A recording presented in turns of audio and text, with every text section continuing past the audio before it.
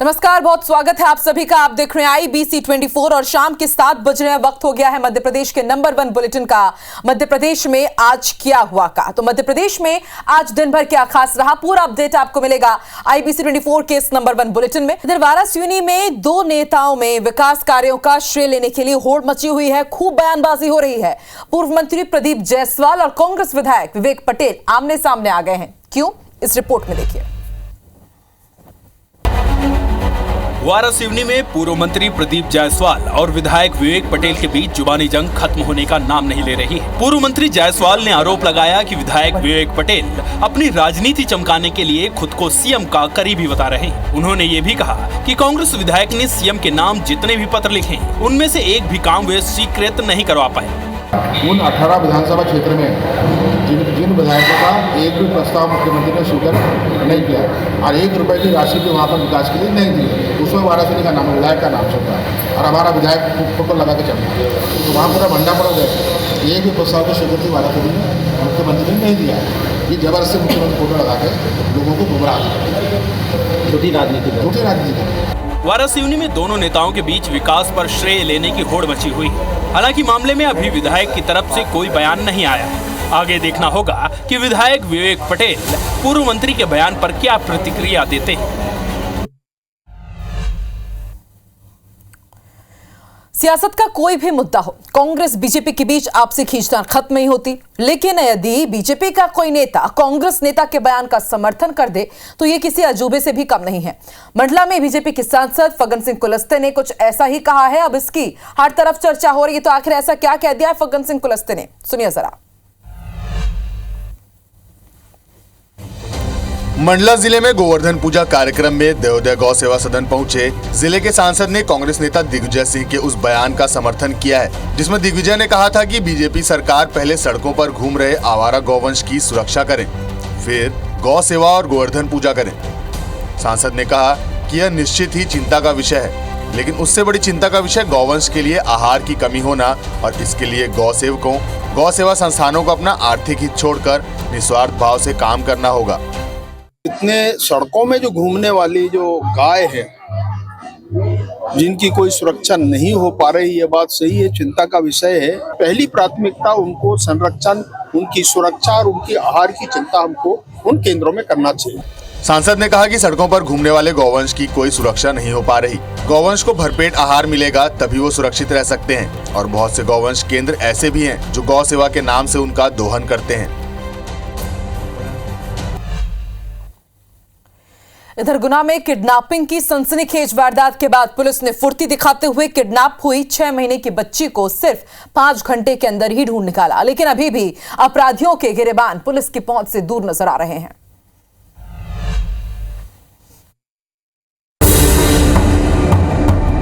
आरोन की सरस्वती कॉलोनी से 6 माह की दूध मुही मासूम बच्ची के अपहरण मामले में पुलिस ने बड़ा खुलासा किया है। 4 लोग 2 अलग-अलग मोटरसाइकिल से आए थे।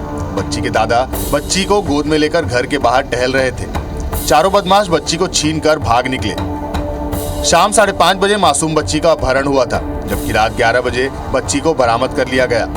4 लोग 2 अलग-अलग मोटरसाइकिल से आए और उस बच्ची को वहां से उनके हाथ से छुड़ा के ले गए हैं और फिर बाद में उनके द्वारा जो बताया गया है कि यहाँ पे थाने में सूचना दी गई, जिस पर से टीम को बनाकर टीम गठित करके टीम रवाना की गई है। बच्ची सकुशल उनके माता पिता को सपोर्ट की गई है और अभी इसमें कार्रवाई की जा रही है। महज 4 घंटे के अंदर पुलिस ने बच्ची को बरामद कर लिया। पुलिस ने बताया कि मामला फिरौती से जुड़ा हुआ है। पुलिस इस बारे में जांच कर रही है, लेकिन आरोपी फिलहाल पुलिस की गिरफ्त से बाहर हैं और पुलिस जल्द ही इस बारे में आगे का बड़ा खुलासा करेगी।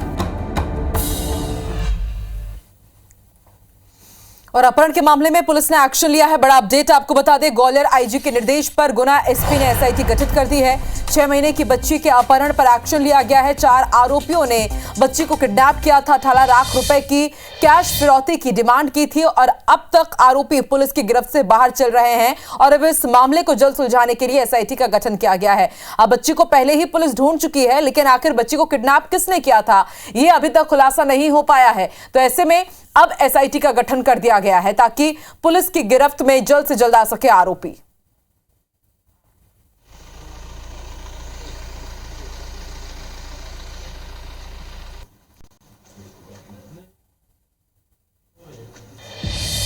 और जहां हाथियों की मौत से पूरा प्रदेश सकते में है, तो वहीं दूसरी तरफ उमरिया में हाथियों का आतंक जारी है।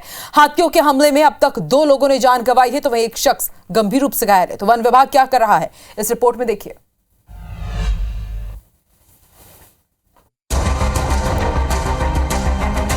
बांधवगढ़ टाइगर रिजर्व में 10 हाथियों की मौत के बाद क्षेत्र में हाथियों का आतंक शुरू है, जिसमें 2 लोगों की हाथियों के कुचलने से मौत हो गई और एक घायल है, जिससे पीसीसीएफ वाइल्ड ने रेस्क्यू कर पकड़ने के आदेश जारी किए। ताजा मामला ग्राम देवरा का है, जिसमें ग्रामीण को हाथियों के झुंड ने मार डाला और चंदिया नगर के चुहाई टोला में खेत जा रहे एक किसान को कुचलकर मौत की घाट उतार दिया। लोगों किया है और बीटीआर में तो एक ही हुआ है और उसके बाद वो जंगल तरफ चला गया था, उसका ट्रेस किया है तो अभी वो यहाँ से हमारे कोर एरिया में चला गया है। वो आसपास के ग्रामीणों को भी हम लोगों ने सतर्क कर दिया है और इसके लिए हम लोगों ने टीमें बना ली हैं। वन विभाग ने उक्त क्षेत्र में मुनादी करवाकर आमजन को अलर्ट किया है। वहीं पीसीसीएफ वाइल्ड लाइफ ने जंगली हाथियों के रेस्क्यू कर पकड़ने के निर्देश जारी किए हैं। वहीं 2 विभागीय हाथियों की मदद से जंगली हाथियों को रेस्क्यू किया जाएगा। गुना में अंडरब्रिज आम जन के लिए परेशानी का सबब बन गया है। हालात कुछ ऐसे हैं कि अंडरब्रिज लोगों की गाड़ियों को नुकसान पहुंचा रहा है। कई मामले ऐसे भी हैं जिस पर लोगों की जान पर खतरा बनाया। देखिए रिपोर्ट।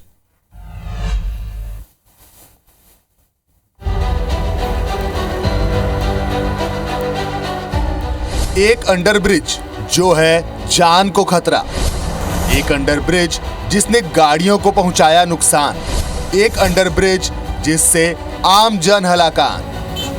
दरअसल ये परेशानी शासन प्रशासन की अनदेखी और जिम्मेदारों की नाकामी से खड़ी हो रही है और इसका माध्यम है गुना का अंडरब्रिज।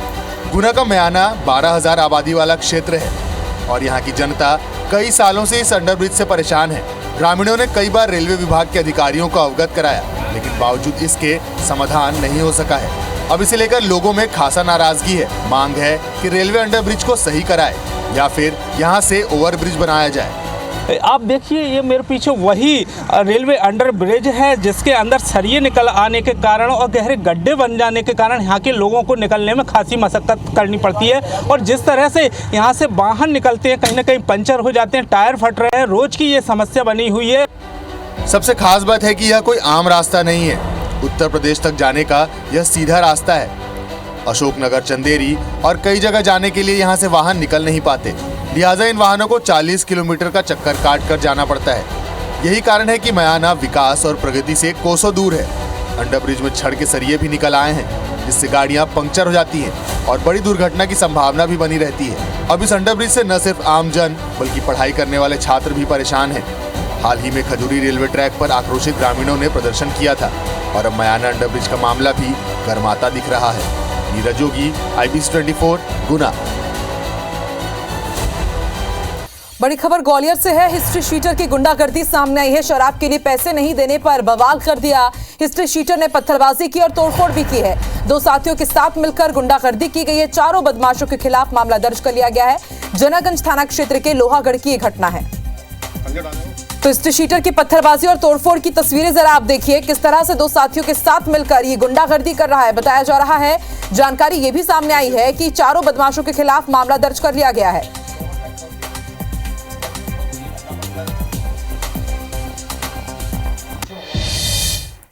आज देश भर में चित्रगुप्त पूजा का आयोजन किया जा रहा है। राजधानी के कमली मंदिर में लगभग 300 साल पुरानी चित्रगुप्त की प्रतिमा है। आज के दिन यहां भारी संख्या में लोग आते हैं और विशेष अनुष्ठान के लिए अपना बही खाता लोग लेकर आते हैं। दरअसल अपने पापों के लिए यहां पर माफी की मांग की जाती है। इसके साथ ही कलम दवात की पूजा कर लोग विद्या प्राप्ति के लिए प्रार्थना करते हैं। और यहाँ क्या कुछ खास है, ये बता रही है IBC 24 संवाददाता साक्षी त्रिपाठी।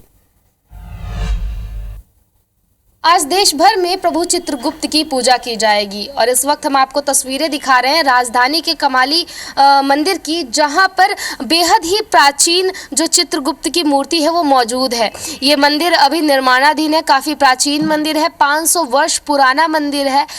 मंदिर जो है वो खंडित होने के कारण, पुराना होने के कारण नए मंदिर का निर्माण किया जा रहा है, जिसके कारण अभी जो सभी मूर्तियाँ हैं वो एक साथ रखी गई है।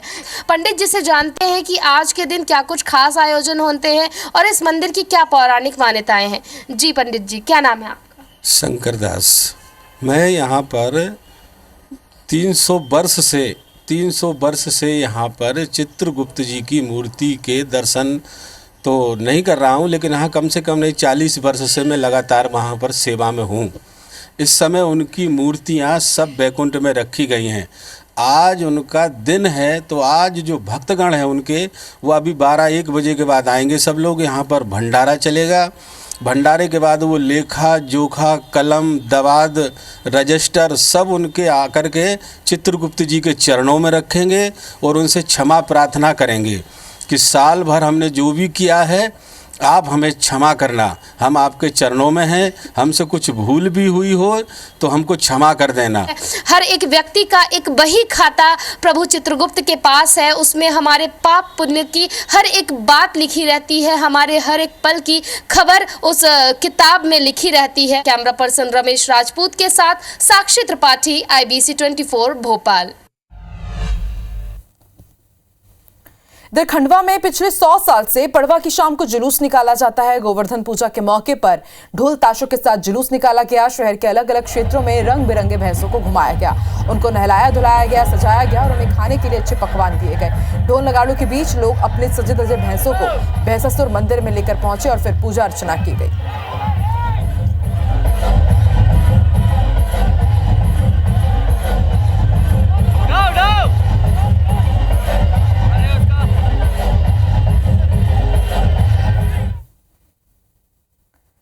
और मध्य प्रदेश के इस बुलेटिन में फिलहाल इतना ही। आगे देखिए छत्तीसगढ़ में क्या है खास, हमर बानी हमर गोठ में श्रवण तंबोली के साथ। नमस्कार।